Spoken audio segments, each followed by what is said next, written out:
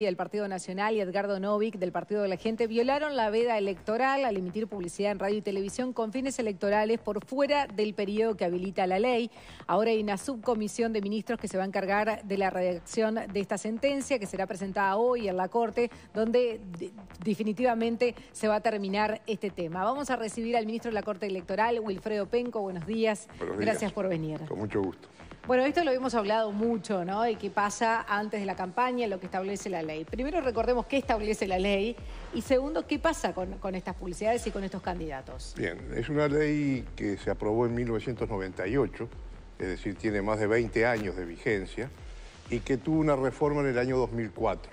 Antes se autorizaba lo que se llama publicidad electoral, lo que la ley llama publicidad electoral, 40 días antes de la elección interna. Ese plazo se redujo a 30 días en el 2004.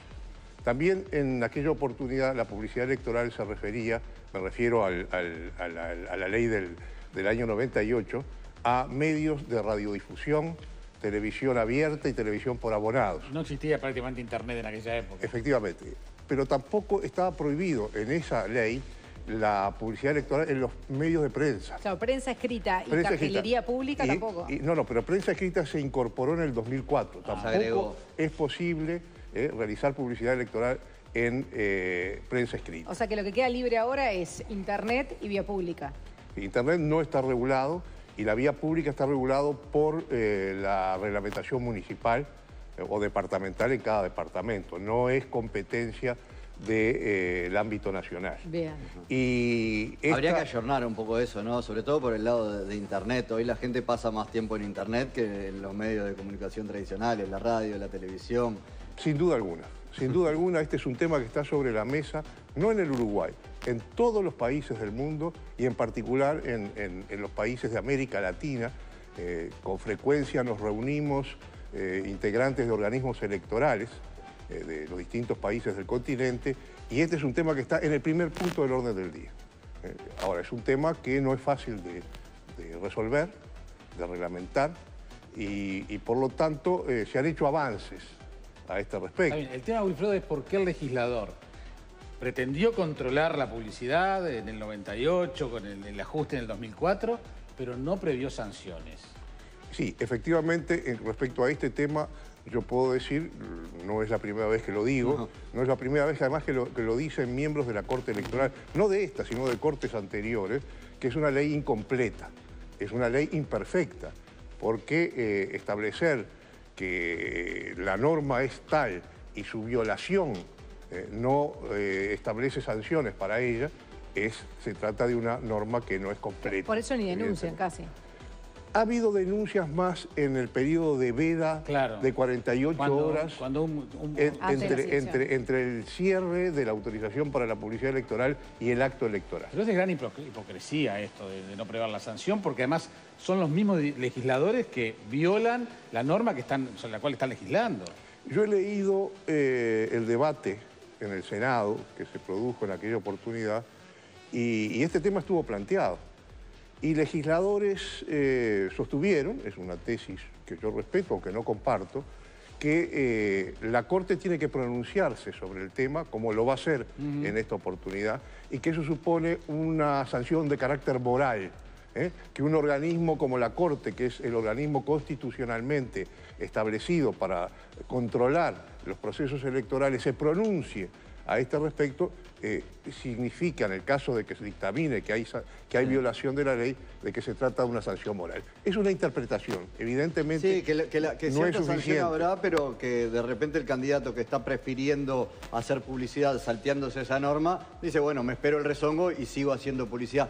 Yo le quiero preguntar, porque acá hay una denuncia concreta contra avisos que son en este caso de Novick y de Sartori, que ellos argumentan no son electorales, pero no porque no convocan a votar a una lista, a un partido concretamente. El de Novick sí lo nombra, el de Sartori no. Sartori dijo, de hecho, que él no dice ni a qué partido pertenece pero, en la publicidad. La ley establece que las piezas publicitarias compuestas de esta manera son un aviso electoral, lo explicita. También establece que lo que sí se puede hacer es informar sobre convocatorias a actos, a páginas web, a lo que sea, ¿no? Y de alguna manera se ha trampeado eso a lo largo del tiempo, porque se mete un spot que es un aviso de campaña y al final se le agrega entre a www.talpartido o tal día, tal acto. Y es como una especie de... Porque una cosa es una información sobre un acto y otra cosa es un aviso al que al final le pego cierta información sobre un acto. Y eso se ha hecho en esta elección, ya lo han hecho en diciembre, creo que todos los partidos, lo hicieron en las elecciones pasadas, meses antes de... Y nunca pasó nada. Y ahora aparecen Sartori y Novik y parece que el sistema político reaccionara contra ellos cuando el propio sistema político venía haciéndole trampa a su propia ley. La Corte Electoral, como dije, tiene competencia en el control del cumplimiento de la ley. Eso es lo que establece la propia norma. Pero no tiene una infraestructura para hacer un control de todos los medios de difusión de todo el país. A diferencia, por ejemplo, de México. En México el Instituto Nacional Electoral tiene una infraestructura enorme y hay funcionarios que se pasan las 24 horas controlando todos los medios de todos los estados de México, hasta de los pueblos más alejados. Nosotros no tenemos esa posibilidad. Como no lo tienen tampoco para controlar el financiamiento de los partidos. Ese es otro tema sobre el que podemos hablar también, pero sobre este concretamente no tenemos infraestructura. Entonces, la Corte ha preferido, para justamente no generar discriminaciones, oficiar en función de las denuncias que puedan formularse. Entonces, la Corte se ha pronunciado cada vez que ha habido una denuncia. Bien, esa es la línea de trabajo que la Corte... No esta Corte, también cortes anteriores, como digo. Sí. Ahora, si se quieren pronunciar todos con campañas súper explícitas y al no haber sanciones, digo, por más que la Corte se pronuncie, lo pueden seguir haciendo.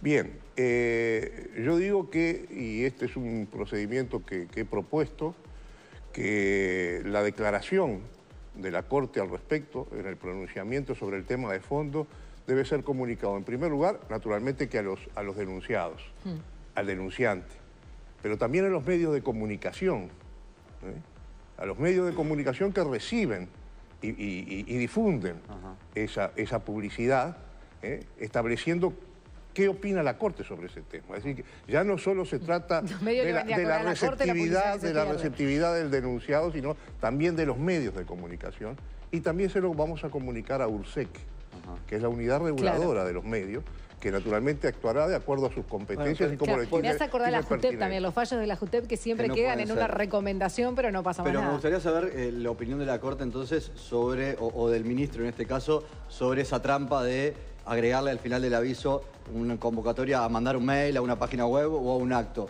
Si se hace eso, ¿la Corte entiende que se viola la veda o no? Porque eso es importante también para el candidato que quiera hacer la propuesta y para el medio de comunicación a la hora de decir, bueno, este aviso sí, este aviso no. ¿Es el medio el que tiene que hacer eso? Yo creo que la Corte Electoral tiene que analizar caso a caso. Yo no puedo hablar en abstracto respecto a este tema, porque soy un juez en este tema. Y si hablo en abstracto estaría prejuzgando. Entonces, quiero examinar cada spot. En particular lo hemos hecho en esta ocasión. Wilfredo, ¿por qué y vamos a llegar a una conclusión cuando examinemos cada caso denunciado. Y si la ley es imperfecta, ¿por qué no se ha hecho nada por mejorarla? Yo digo que la Corte ha intentado promover la reforma de la ley, lo ha planteado en más de una oportunidad al Parlamento. Lo ha hecho incluso hasta por escrito, pero la Corte Electoral no tiene iniciativa legislativa. Entonces son los legisladores los que tienen que resolver el tema. Los que tiene la Corte son representantes de todos los partidos, ¿no? No es así. La Corte Electoral está integrada por 9 miembros. 4 de ellos representan a partidos políticos, no a todos los partidos. Y 5 son elegidos por los 2/3 de la Asamblea General y son ciudadanos que, de acuerdo a lo que dice la Constitución, tienen que ser garantía de imparcialidad. Es decir, no representan a los partidos políticos. 4 partidos que tienen representación, el Frente Amplio, el Partido Nacional, el Partido Colorado y el Partido Independiente. No, el Partido Independiente no tiene representación en la Corte Electoral. Hay 2 ministros que representan al Frente Amplio, una ministra que representa al Partido Nacional y un ministro que representa al Partido Colorado. Ahí tienen más que mayoría parlamentaria para aprobar cualquier reforma que quisieran. Sí, pero vamos a entenderlo. Son representantes de los partidos pero no son legisladores. No, está claro, está claro. Entonces, eso en primer lugar. No, digo que los partidos no le hacen caso a sus segundo lugar, como representantes. dije, no hablo de los ministros que representan a los partidos, hablo de la Corte en su conjunto, Claro. que ha planteado el tema. Pero acá el problema se está... ha dirigido Yo como al ciudadano digo, Parlamento. la Corte Electoral le dice a los partidos, de los cuales además tiene representantes, que hay que reformar la ley porque es imperfecta, porque no alcanza, y los partidos no le hacen caso. Evidentemente no han adoptado una resolución en la línea que ha propuesto la Corte. Esto habla muy mal de los legisladores, obviamente. Yo me atengo a describir lo que hemos propuesto y Sos muy claro, las Wilfredo, consecuencias. Sí, nada queda más. claro. Yo no califico, no me corresponde calificar. No, está bien, está bien. Wilfredo, ¿cuántos partidos hay inscriptos hasta ahora? Bueno, tenemos inscriptos hasta hoy 12 partidos políticos. 8 que ya actuaron en la elección anterior y que renovaron sus autoridades en este periodo. Y por lo tanto ya están habilitados por ese mero hecho a participar en la elección interna. Otros 4 más que fueron reconocidos en este nuevo periodo electoral. Y hay, a su vez, otros 4 agrupaciones que pretenden ser partidos políticos que solicitaron el registro antes del 31 de enero, que era la fecha última para poder hacer este trámite, y que están 3 de ellos observados por la Corte Electoral, y uno que existe ya un informe, seguramente ese 13º partido va a ser reconocido en el día de hoy. Vamos a sesionar dentro de un par de horas, y ya hay un informe favorable, que es el Partido Digital, Mirá. el llamado Partido Digital, que sea reconocido y registrado a esos efectos. A esos efectos. Las palabras que no pueden utilizar los partidos políticos son Uruguay y Artigas, ¿no? Uruguay y Artigas y sus derivados, artiguista, uruguayo. Por eso no es la primera vez que la Corte, tampoco esta Corte, sino Cortes anteriores se han pronunciado al respecto.